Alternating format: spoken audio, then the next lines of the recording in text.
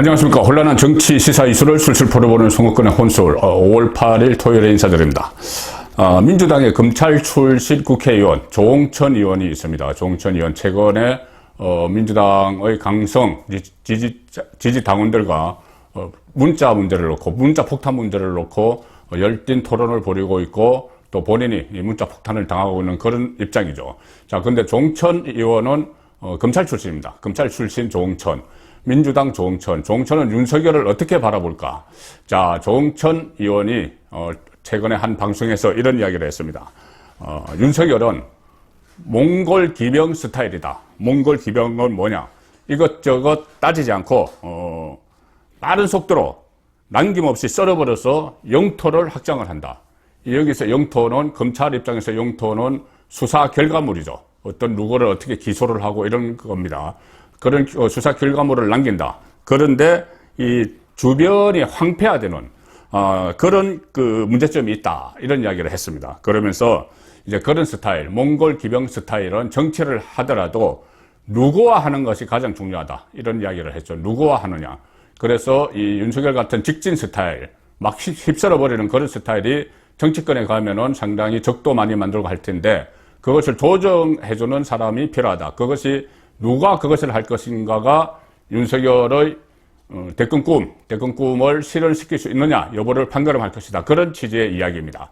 그래서 결국은 참모를 어떤 참모를 줄 것이냐 아니면 멘토를 어떤 멘토가 있을 것이냐. 뭐 김종인 전 비대위원장은 파리 이야기까지 했죠. 윤석열 정도 되면은 파리들이 주변에서 들끓는데 그것을 어떻게 본인이 가려내느냐가 성공의 관건이다. 이런 이야기를 했는데 비슷한 취지입니다. 그런데 지금 윤석열 입장에서는 어떤 사람과 같이 할 것이냐 이것이 가장 중요한데 지금 크게 보면 두 갈래 길이 있죠. 하나는 국민의힘과 같이 하는 겁니다. 그리고 또 하나는 김종인이 계속 이야기하는 대로 제3지대 이른바 제3지대에서 바깥에서 국민의힘 바깥에서 일단 시작을 하는 것 그리고 그 다음에 국민의힘과 같이 하는 것 이 두 갈래 길이 크게 보면 두 갈래 길이 있습니다. 그 두 갈래 길 어느 길로 가느냐에 따라서 어떤 사람과 같이 정치를 할지 그것이 결정이 되겠죠. 그리고 그 사람들이 과연 윤석열의 대권 꿈을 이루어줄 수 있을 것인지 그것까지도 윤석열의 첫 번째 선택에 의해서 좀 결정이 될 수밖에 없는 그런 상황이 되어 있습니다. 제3지대에서 있다가 나중에 국민의힘 후보와 단일화한다 이런 이야기도 좀 여러 곳에서 나오고 있는데 최근에 윤석열이 여기에 대해서 입장을 밝힌 적은 없습니다. 입장을 밝힌 적이 없지만 지금 여기저기서 계속 주변 취재에서 흘러나오는 이야기를 보면은 일단 국민의힘 쪽으로 가기보다는 우선 국민의힘이 아닌 제3지대에 머물다가 나중에 국민의힘 후보와 단일화를 시도할 가능성이 높다. 자, 이런 정황들이 계속 언론의 취재에 의해서 보도가 되고 있습니다.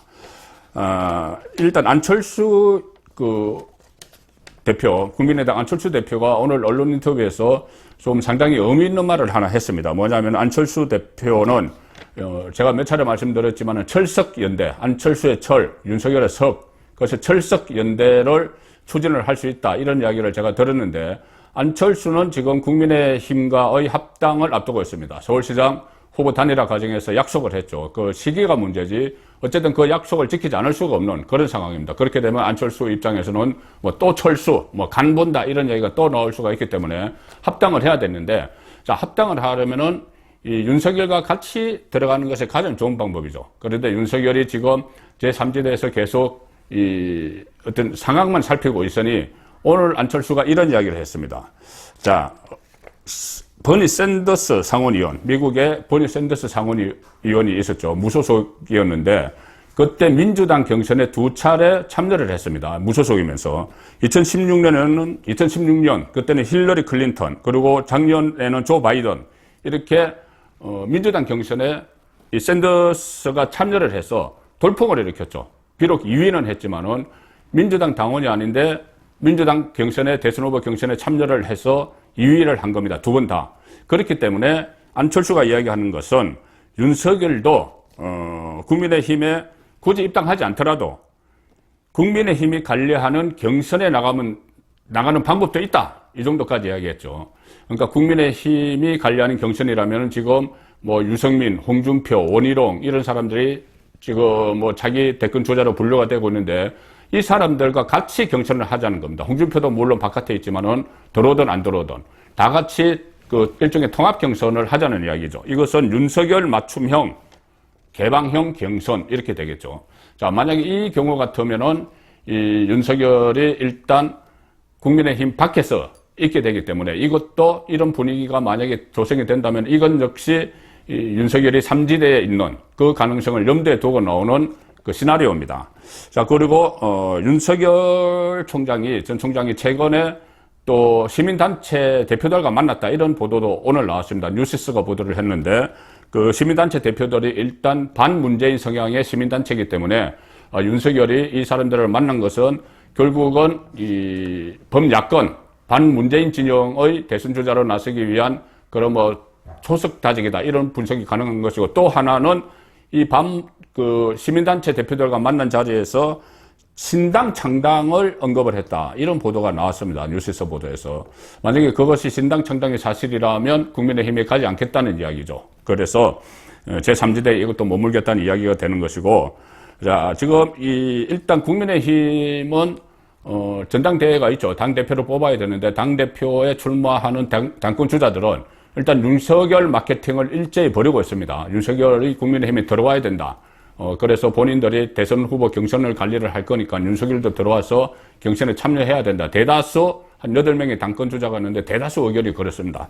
대다수 의견은 서로 윤석열과 이런저런 인연을 얘기를 하면서 내가 윤석열을 데리고 올 수 있다 이렇게 이야기를 하는데, 지금까지 윤석열이 만난 여러 사람들, 이철우 교수도 만났고, 101세 철학자 김영석 교수도 만났고, 이종찬 전 국정원장, 또 그 북한 문제 전문가, 노동 문제 전문가 쭉 만났지만 국민의힘 사람과는 만난 적이 단 한 번도 없습니다. 그렇기 때문에 이건 역시도 윤석열이 현재로서는 국민의힘이 아닌 삼지대를 생각하고 있는 것 아닌가 그런 예상이 되는 것이고, 초선으로서 당대표에 도전하는 김웅 의원이 있습니다. 김웅 의원이 김종인 전 비대위원장이 기대서 윤석열을 영입을 하려고 하는데, 그제는 또 김종인 찾아가서 만나기도 했죠. 만나서 윤석열을 모셔오겠다 그런 이야기까지 했습니다. 그런데 사실 그것은 실현 불가능한 거죠.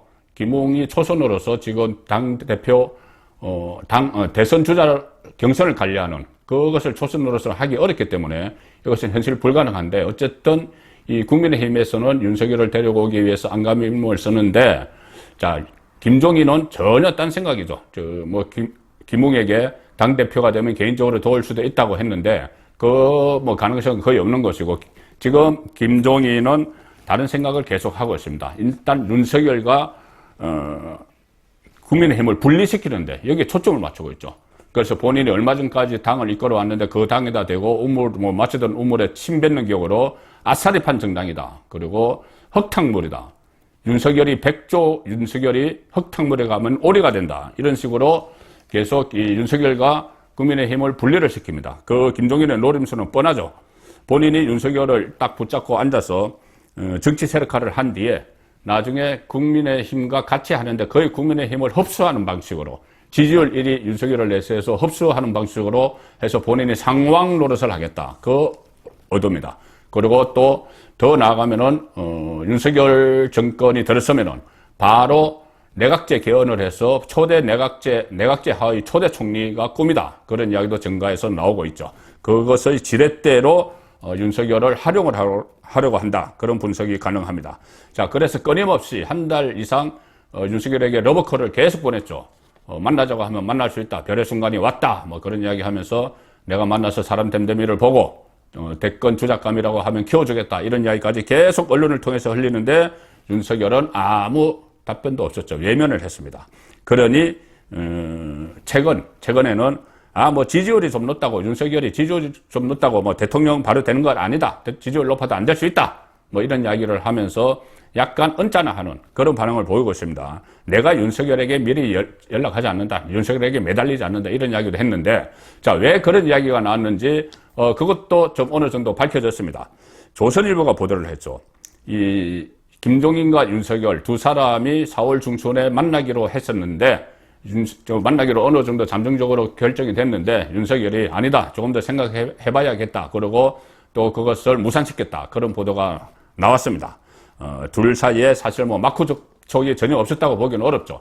이렇게 언론을 통해서 공개적으로 한 달 이상 김종인이 로버콜을 보냈는데 김종인 주변 사람들이라도 윤석열에게 저렇게 하시는데 한번 만나보라 뭐 이렇게 이야기를 했을 수가 있고 윤석열 쪽에서도 나와서 이야기를 했겠죠. 그래서 그 과정에서 중간에 한번 4월 중순에 만나기로 했는데 갑자기 이것이 틀어졌습니다. 또 그 이유는 뭘까? 제가 앞뒤를 정리를 해보니 이겁니다. 4월 16일, 4월 중순 4월 16일에 이 김종인과 금태섭이 만났죠. 그래서 금태섭은 계속 그런 이야기를 했습니다. 본인이 신당을 창당을 할 건데 윤석열이 올 수 있는 신당을 창당하겠다. 그러니 내가 윤석열을 그 대선 주자로 내 손에 신당을 만들겠다. 그래서 김종인과 만나서 그거를 상의했다. 그러면은 결국은 김종인이 그 다음에 윤석열을 만나게 되면은 김종인의 뜻에 따라서 윤석열이 움직이는 게 돼버리는 것이죠. 금태섭 신당에 가고 막 이런 식의 그런 정치적 해석이 나오기 때문에 아마 윤석열이 이 막판에 튼 것 같습니다.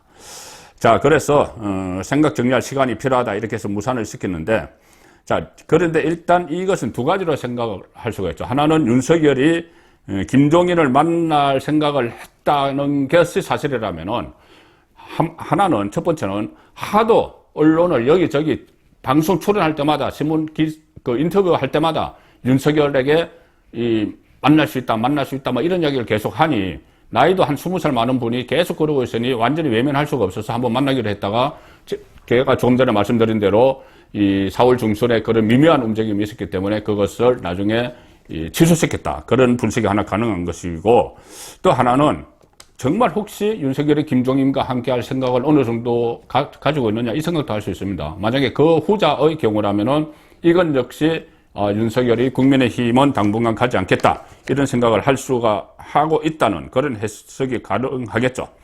자, 그래서 어느 쪽에 가든 지금 가장 급한 것은 범보수, 범야권, 반문재인 진영에서 가장 급한 것은 정권교체죠. 정권교체, 흑묘, 백묘라는 말도 있죠. 까만 고양이든 하얀 고양이든 지만 잘 잡아보면 된다. 그래서 윤석열이 정권교체 하는데 적임자라면은 정권교체를 하면 된다. 그래서 어느 길로 가든 삼지대에 있던 국민의힘이 바로 가든 나중에 국민의힘과 합쳐야 되니까 야권 후보 단일화 안 되면 안 됩니다. 그러면은 3자 구도 가면 필패죠.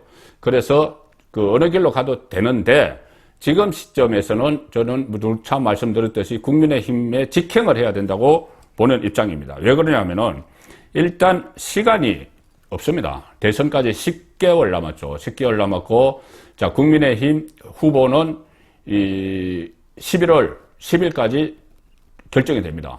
그럼 11월 10일까지 결정이 되는데, 만약에 그때까지 윤석열이 박혀 있고, 국민의힘 후보가 누군가 정해진다.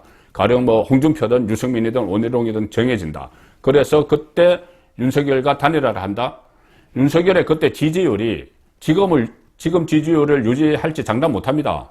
지금 국민의힘에서 컨벤션 효과가 일어나면 전국 순회 경선을 막 하면서 컨벤션 효과가 일어나면은 국민의힘 대권 주자가 많은 지지율을 가져갈 수 있고 그것은 결국 윤석열의 지지율이 빠지죠. 그 상황에서 단일화해서 국민의힘이 얻는 게 거의 없다 싶으면은 윤석열은 그때부터 어떻게 보면은 이 효용 가치가 없어집니다. 그리고 국민의힘은 101석의 국회의원을 가지고 있는 정당인데 거기서 예를 들어서 여기 후보로 선출된 인물과 윤석열의 지지율이 비슷하다거나 약간 좀 뒤진다고 해서 그것을 윤석열에게 대선 후보 자리를 내줄 리가 없죠. 그렇기 때문에 윤석열은, 시간이 약인 게 아니고 시간이 독이다. 지금 현재 상황은 그런 식으로 흘러가고 있습니다. 너무 시간이 없는 것이죠. 그래서, 제3지대 후보에게 101석 가진 정당이 후보를 양보할 리가 절대 없으니 지금부터 국민의힘 안에 들어가야 된다. 그래서 가령 이해창 모델이 있습니다. 이해창은 김영삼 당시 대통령과 각을 세워서 차기 대권 후보로 떠올랐죠. 그런데 이해창은 제3신당, 그때도 막 그런 이야기들이 있었습니다. 그런데 그렇게 선택을 하지 않고, YS, 김영삼이 총재로 있던 신한국당에 들어갔습니다. 근데 신한국당에 들어가면은 지금 윤석열과 거의 마찬가지죠. 본인과 친한 정치인은 없습니다. 그 신한국당 안에. 지금 국민의힘 안에도 윤석열과 뭐 친하다고 하는 사람은 있지만은 윤석열 계보 이렇게 할 건 없죠. 그때 이해창도 마찬가지였습니다. YS가 장악한 그 신한국당에 들어가서 이해창 계보라는 걸 본인이 만들어 갔습니다. 본인이 개인 역량으로 만들었죠. 그래서 가장 제왕적 총재 이렇게까지 나중에 불렸는데 그 과정에서 신한국당에 들어간 걸로 끝나지 않고 신한국당을 혁신을 했습니다. 정계 개편을 주도로 했죠. 그래서 그때 당시 민주당, 지금의 민주당과 조금 다릅니다. 그 민주당을 이끌고 있던 조순과 합당을 합니다. 합당을 해서 한나라당을 창당을 하죠. 그래서 한나라당을 이해창권으로 만듭니다. 신한국당, YS였던 신한국당에 들어가서 거기서 개조를 해서 이해창만의 한나라당을 만들죠. 그래서 두 차례 대선에서 대세론을 구가를 합니다. 물론 나중에 뭐 아들 병역 문제 뭐 이런 것 때문에, 그리고 또 DJP 연합, 노무현 돌풍 이것 때문에 대통령이 되지는 못했지만 이 상황을 만들면서 대통령에 가장 가까이 다가갔죠. 그렇다면 윤석열 입장에서도 지금은 시간도 더 없고 하니 이해창 모드를 적용을 해서 국민의힘에 들어가서 그냥 국민의힘에서 그 안에서 휘둘리지 않고 본인을 따르는, 지금 뭐 충청 대망론 이야기하는 정진석도 있고 뭐 같이 고시 공부를 했다는 권영세도 있고 여러 정치인들이 있죠. 중진들이 있습니다. 그 중진들을 중심으로 당을 새로 개조를 해 나가면 그것이 윤석열에겐 대권으로 가는 최선의 길이다. 송국근의 혼술은 그렇게 생각을 합니다. 국민의힘과 떨어져서 제3지대에서 대선을 도모하는 것은 상당히 위험한 도박입니다. 송국근의 혼술이었습니다.